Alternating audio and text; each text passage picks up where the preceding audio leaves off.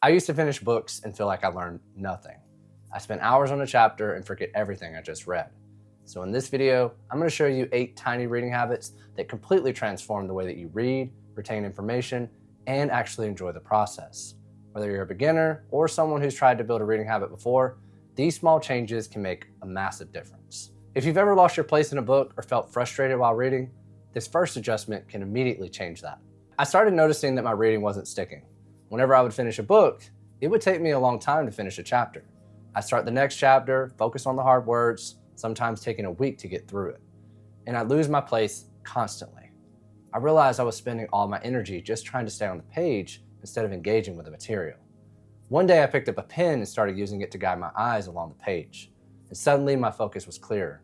I didn't lose my place, and I could engage with the content naturally. This small change made reading much more enjoyable and improved my retention. Using a pen or a bookmark helps your eyes track the words and keeps you focused, so your brain can concentrate on understanding the content, not finding your place. So follow along with a pen, pencil, or bookmark to guide your eyes down the page. It makes reading less mentally taxing and keeps you focused. Research on reading and eye movements has shown that following along with a pen or your finger helps your eyes move smoothly across the page. It reduces the chance of losing your place and actually improves comprehension. So simply hold a pen, pencil, use a bookmark, or just use your finger and follow along as you read. Move it steadily down the page. You'll notice your focus improves and the words start to stick better. Once I could follow along effortlessly, I realized that focusing on the words wasn't enough. I needed my brain to actually interact with the ideas. That's when I discovered a simple trick that turns reading into a conversation. I remember reading the book Ikigai in bed, tired and struggling to focus. And I read 2 or 3 pages and didn't process anything. But then I started asking questions as I read. Things like, how does this relate to my life? How does it connect to what I already know? And I debated with the author in my mind. Suddenly, reading wasn't just scanning words. I was having a conversation. My comprehension improved naturally, and it became enjoyable. Turning reading into an active dialogue increases understanding and retention. Engage with the book by asking questions, debating, and connecting ideas to your life or prior knowledge. Cognitive science shows when you ask yourself questions while you read, like, do I agree with this, or how does this apply to me? You process the information more deeply and remember it better. So after each section, ask yourself, what is the author really saying? Do I agree? How does this relate to my life or prior knowledge? And treat it like a conversation. Engaging with the ideas made reading more meaningful, but I noticed that the experience still felt frustrating on the days that I had low energy. That's when I found a way to make reading enjoyable no matter what my mood.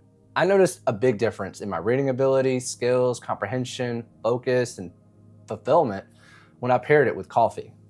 Even though coffee shops can be distracting, having a cup in my office or on my porch in the fall created this vibe.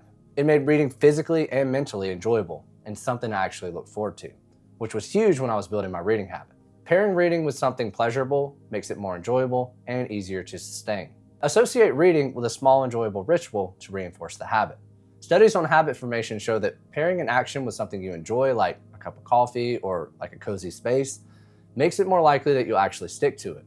So choose something small you love, whether that's coffee, tea, a comfy chair, a view, and consistently pair it with your reading sessions. Creating a pleasant reading environment made me want to open the book, but building a habit still felt intimidating.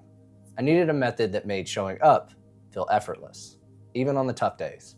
I used to dread reading because I put all this pressure on myself to do it. Hitting that certain page target didn't work for me. So then I started setting a timer for just 5 minutes with no pressure to read perfectly. And most days, I naturally kept going past the timer. This took the pressure off, helping me show up on tough days and built momentum. Breaking reading into tiny, achievable chunks makes starting easy and builds a sustainable habit. Commit to reading for even just a few minutes to overcome resistance.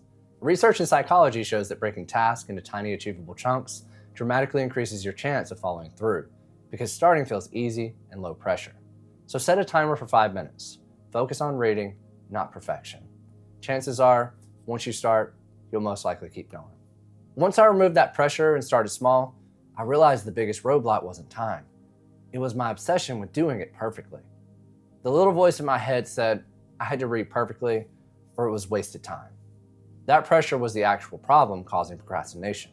And I realized that I have to tone down the voice just to enjoy the process. Focus on showing up and reading rather than doing it perfectly. Studies on perfectionism show that putting too much pressure on yourself actually reduces motivation and increases procrastination. So ignore the voice telling you to be perfect. Focus on showing up and reading something each day, no matter how small. After letting go of perfection, I could actually start taking notes, but my old note-taking system was slowing me down and making reading feel like a chore. I used to take extremely detailed notes and rarely reviewed them. It was overwhelming and discouraged me from reading in the first place. So I switched to summarizing main ideas in my own words. This made reading sustainable, fun, and more effective. Engaging with ideas, not transcribing them, was the real learning hack.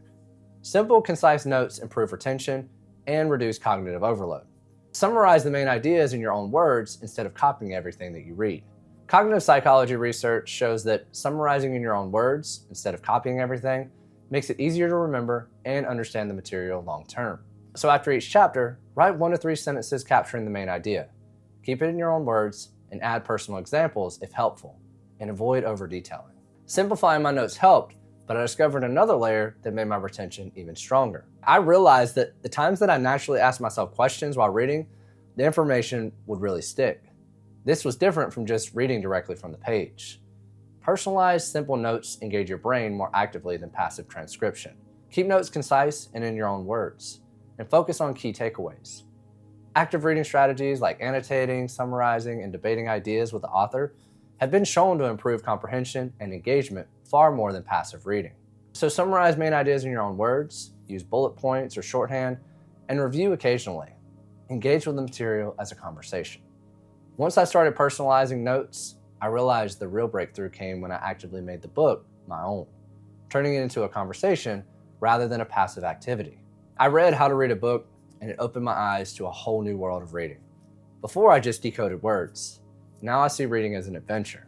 I write in the book, summarize ideas, argue with the author, and interact with the material. Over-highlighting or marking without thinking is passive. The key is actively wrestling with the ideas and making the book your own. Interacting with your book actively boosts comprehension, retention, and enjoyment. Summarize, question, and debate ideas directly in your book to make it your own. Memory research shows that teaching others what you've learned is one of the best ways to solidify knowledge. Explaining ideas aloud forces your brain to recall and organize information. So highlight selectively.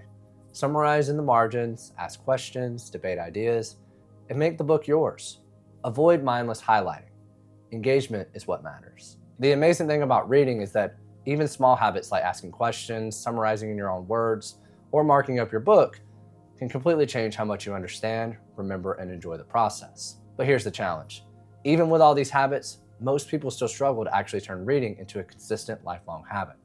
I discovered a simple system that solved this problem completely. I'm going to break it down in this video next. Keep learning, keep growing, keep going. And I'll see you in the next one.